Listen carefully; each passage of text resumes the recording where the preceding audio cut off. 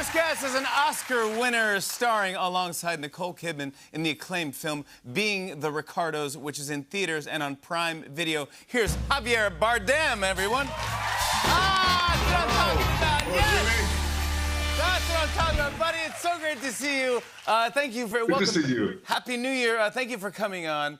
I appreciate you doing this. Not maybe a month ago, your lovely wife, Penelope Cruz, was on our program, and we talked to her, and I asked her about, I've seen video of you on stage with Bono at a U2 concert, wearing a purple boa, and I just wanted to hear your version of the story. My version of the story is very simple. Bono asked us, hey guys, since we are playing in Barcelona, and you're bringing like 10 people, would you like to get on stage? And I said, yes. She said, no, at the same time. And then I said to Bono, the only thing that I wanted to tell you is that if I get on stage, some people may not like that. May go like, hey, what's that guy doing there? He said, okay, do whatever you have to do. So I put a hat on, I put a purple boa, I do my most erotic movements as I could imagine, because the song was Mysterious Ways. And then, of course, the song finishes, and then I took the hat off, and the whole stadium was like, whoa!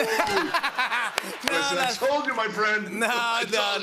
I actually know. People loved it because it went viral. Everyone was talking about it. We actually have a video. Let's take a look at Javier Bardem and Bono. Look at this.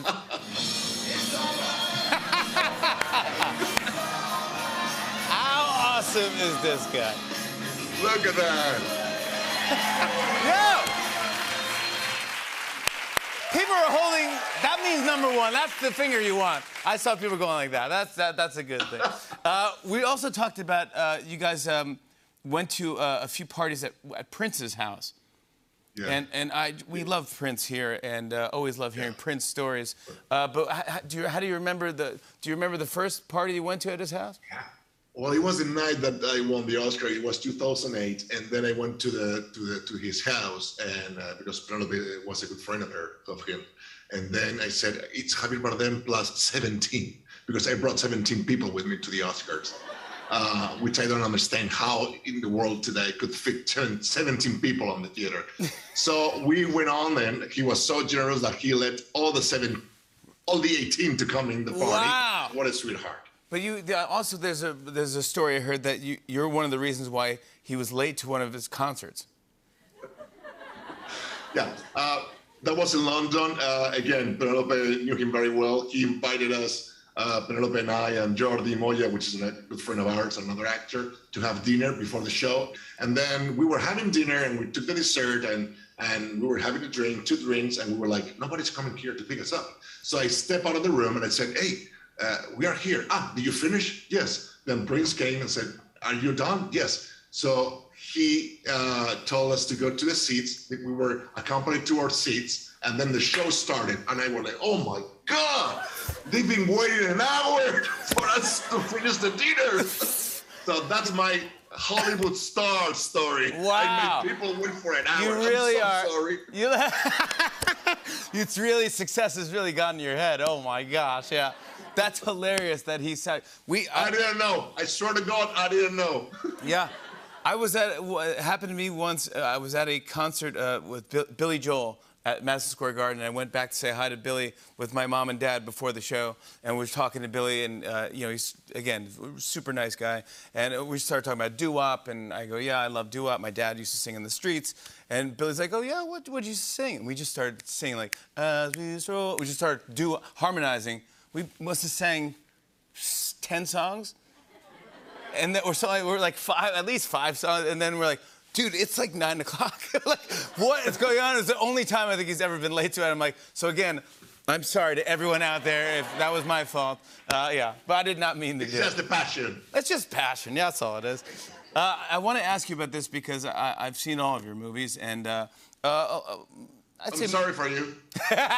No, I'm so lucky. But a lot of them, I would say, are not kid-friendly. Most of them. But you have kids, and I go, well, now it's time to start doing some things your kids can see. You're in the live remake, the live adaptation of The Little Mermaid. Absolutely. Yes. And here's a breaking news. I'm playing Ariel. Wow! Oh my God! Where is the cheer? No! Oh my God! The cheer. Wow! Give her a Ariel. But this is... Don't worry. No, that's not gonna happen. No, but... That will be a horrible nightmare for the kids. No, the thing is, once I heard about the story that Rob Marshall, which is a person that I adore and I profoundly deep love as a Rob person, Marshall, amazing director. When I knew he was going to do the movie, I texted him, said, listen, I'm sure you have already casted Kim Triton, but if there is room for a Triton with an accent, I'm here. And he said, that's funny. I'm in a grocery store with John, and we were going to text you if you were ever interested. It was right in the moment. And my, at the time, 6-year-old daughter, I said, I may be in the Little Mermaid. And she was like almost crying. And I said, I'm not playing Ariel, Luna. Yeah, exactly. And she said, no, you're playing Triton, right? So yes, and she was so taken by it that I forgot. Of course, that's the best thing you can do for a movie for your daughter. Yeah, exactly. I know you just recently got, your son is a little bit older than your daughter. He's 10, and you got to take him to see a movie with you in it. You took him to see Dune, and you're in that. And to watch your kid watch you, what? I mean, that's so. It was the first time I brought my kid to see a movie of mine. Thank God the theater was packed. That was before the Omicron hit so hard everywhere. Yeah. So we had a popcorn, we had a soda, and then he was like, Dad, you're not in the movie. I said, no, hold on, wait. It's only at the end. Well, of course, he's a kid. And then he loved the movie, but he's like, where are you, Dad? So, shh. Where? People shouldn't know that I'm here, because if they don't like it, they can scream at me. So we were watching the movie, and finally I show up, and he kind of, loved it. And it was the first time that he was so deeply honored and deeply proud. Proud Papa, My kid saw it, That's and a he moment. approved it. That's a moment right there.